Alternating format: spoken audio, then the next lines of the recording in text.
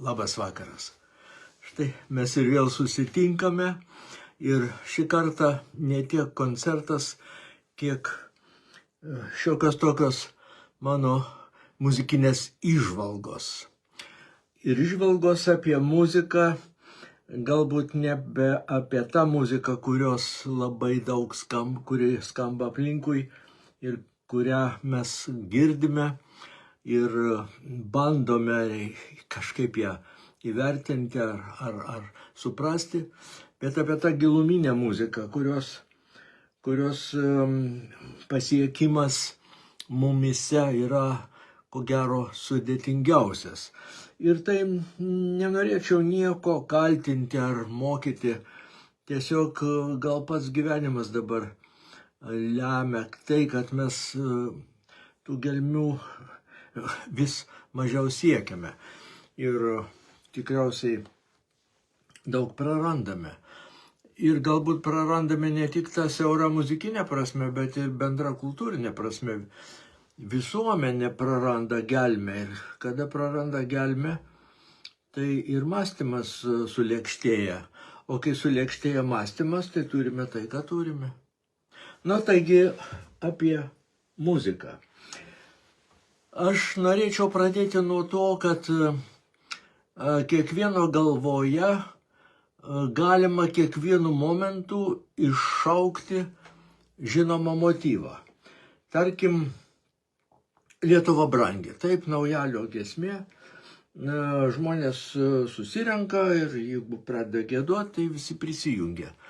Kitaip tariant, tą giesmę mes turime galvoje kaip kompiuterio atmintyje užfiksuota ir belieka tik tai sulaukti tinkamo momento ir ta giesmė mumise suskamba.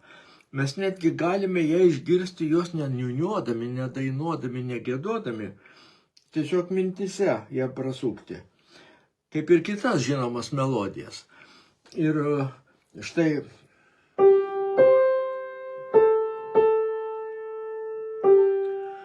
o jeigu jinai suskamba, tai dargi atpažįstamumas dar sustiprėja. Ir tai ne tik mano atpažįstamumas, bet ir šalia esančių žmonių reakcijos į tą žinomą melodiją.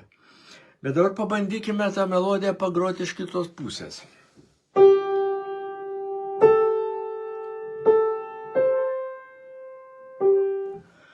Ir viskas. Ir čia mūsų visas malonumas baigėsi dėl to, kad šita melodija yra absoliučiai neatpažįstama, nežinoma, negirdėta.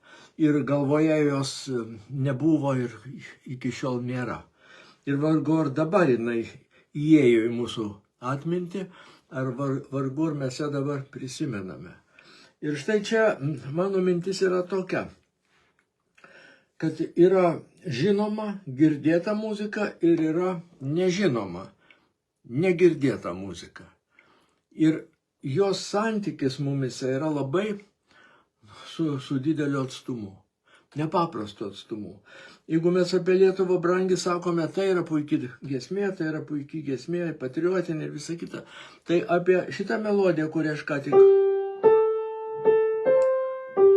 mes nieko negalim pasakyti, nes jin mums neturi jokio turinio. Jin yra tik dar nauja, negirdėta melodija. Arba štai dar viena.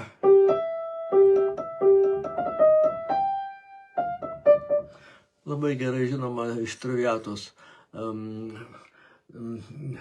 duetas. Jeigu irgi iš kitos pusės pagročiau, tai iš viso nelabai suprantama, kas čia.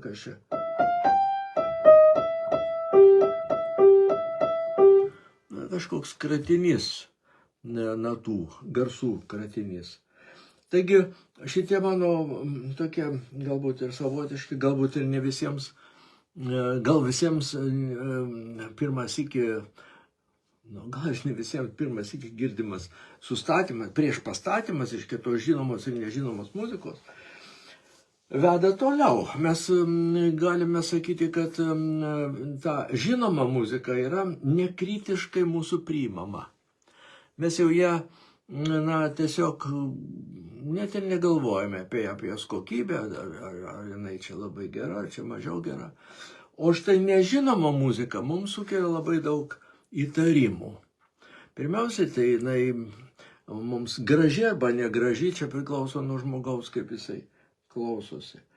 Ar jinai ką mums praneša ar nepraneša, kokios jos nuotaikos, ar turi jinai tekstą, ar tas tekstas mums ką nors sako papildomai, ar pavadinimą turi. Bet vėlgi dabar grįžkime prie tos Lietuva brangi melodijos. Kur nors kokiai nors Afrikos šaly, jinai visiškai nieko niekam nesakys. Iškiai vėlgi jinai, tas jos žinomumas irgi turi tokią gana geografinę ribą.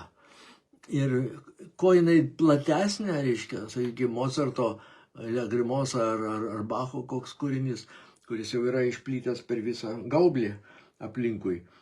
Tai vėlgi gal ir tą pačią Afriką pasiekęs.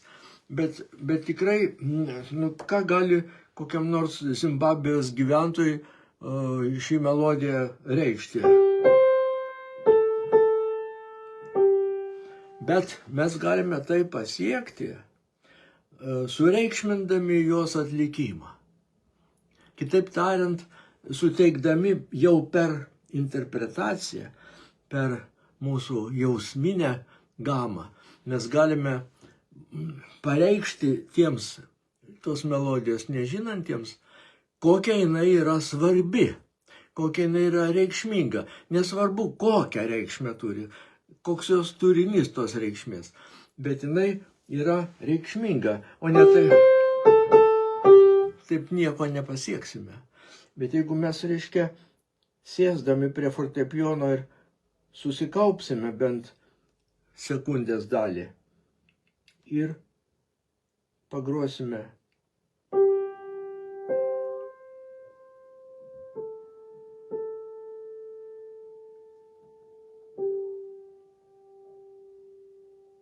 Jaučiat efektas, reiškia, sukluso visi ir jūs, tikiuosi, sukluso. Dėl to tai nebuvo taip tiesiog tik pagroti, tik tai, kad natas pagroti.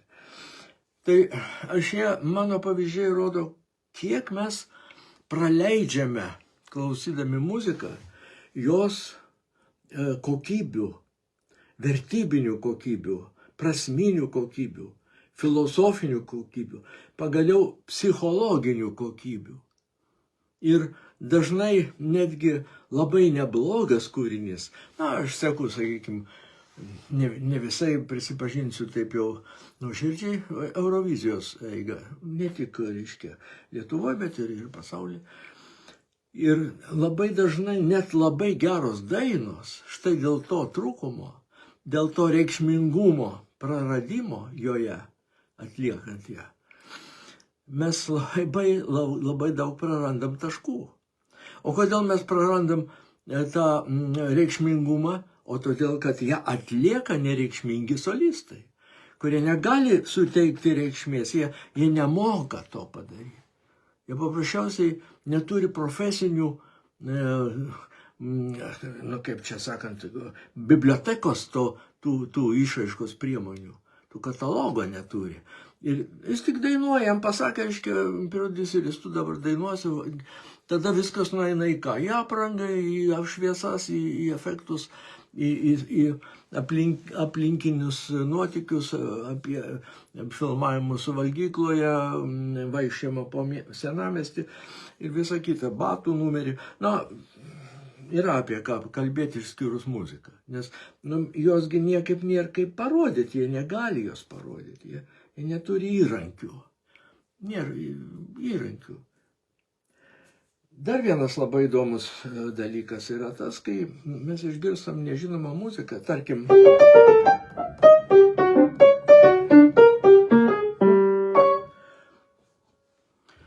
įjungiam iš karto vertinimo mechanizmą savyje. O kas tai buvo? Ką čia tas Kuprevičius grojo? Ką jis norėjo pasakyti? Gal jis šiaip savo grojo tiesiog nieko nereikšmingo, nereikšmingą motyvą.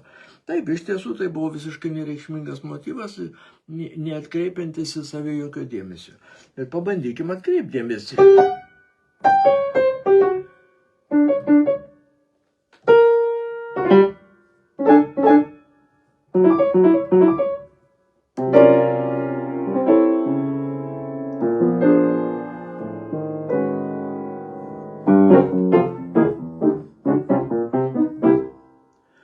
Kažkas jau buvo.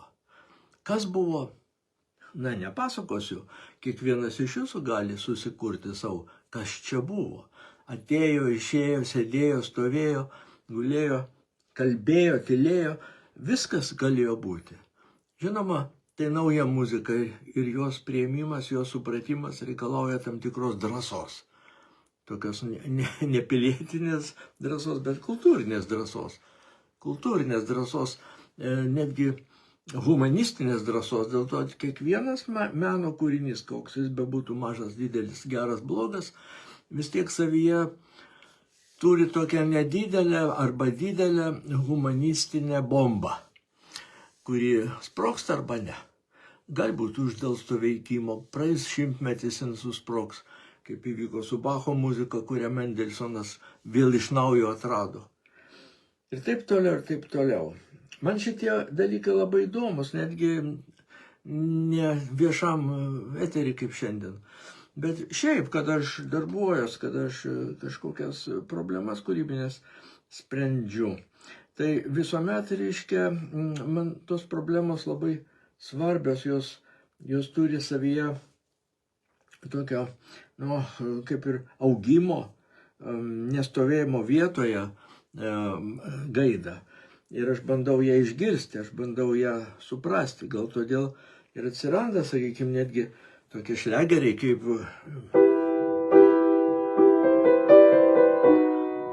taip, kuris gal jau yra atpažįstamas daugeliui, kas jį grojo arba girdėjo. Jis kažkaip, reiškia, paplito ar vieną kitą dainelę iš mano kūrybos. Bet yra dar šimtai kūrinių, kurie nežinomi, kurie guli, kurie neskambėjo, arba skambėjo labai retai, arba visai neskambėjo. Bet tai reiškia vėlgi pats kūrinys suranda klausytoją. Žinoma, jeigu jis yra atliekamas, jeigu bent kartą atliekamas, bent du, tada jis suranda klausytoją. Yra kūriniai, kurie iš karto kažką reiškia. Štai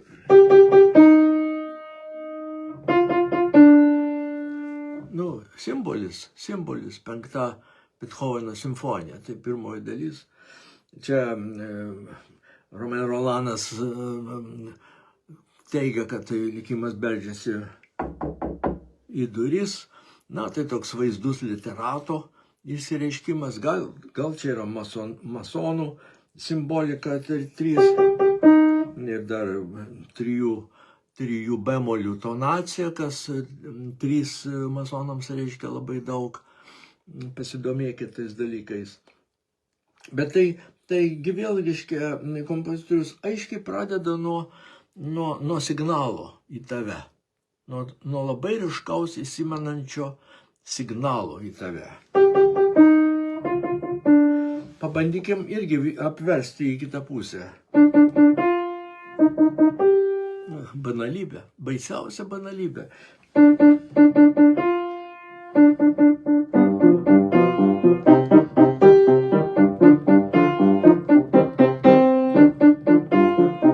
Tik tokia galima būtų sukurti šitam apverstam motyvui.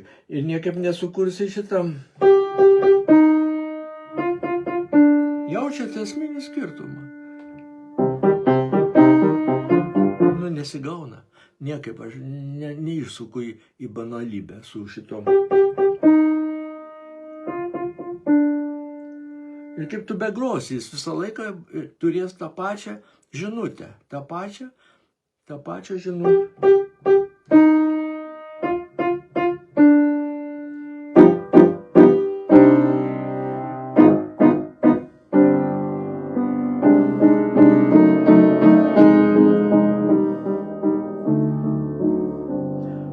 paimprovizavau truputį, taip.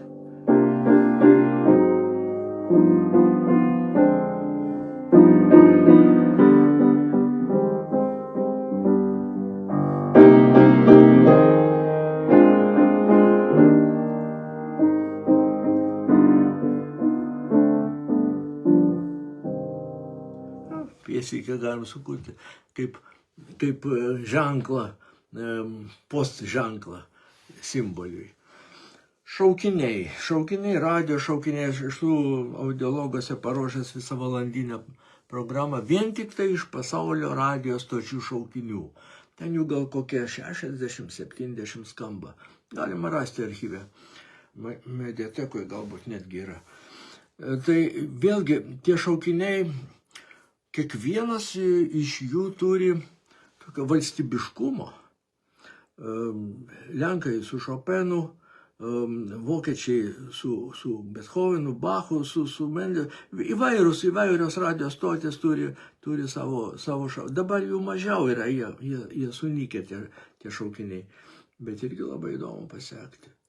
Štai turbūt ir reikėtų baigti, laikas mums skirtas išseko. Ir jeigu šitas mano pokalbis jums kiek atvėrė, taip sakant, ausis į muzikos gelmes, tai aš tai norėjau padaryti neprievartiniu būdu, kaip ir pati muzika tai daro. Bet aš tiesiog kviečiu jūs klausytis. Ir ne tik klausytis, bet ir išgirsti, pradėti mąstyti plačiau, ne tik, kad gražu, negražu, greitai, negreitai, žinoma, nežinoma. Ir baigdamas labai kviečiu būtent į nežinomos muzikos pasaulį, kuris jums atvers tokius klodus, tokias naujienas, tokius neįprastus ir naujus įspūdžius, kur jums užteks ne vienai dienai galvoti apie juos, mąstyti, o gal ir prisiminti. Dėkui jums, kad buvote šį kartą su manimi ir su muzika. Iki kito karto. Sudie.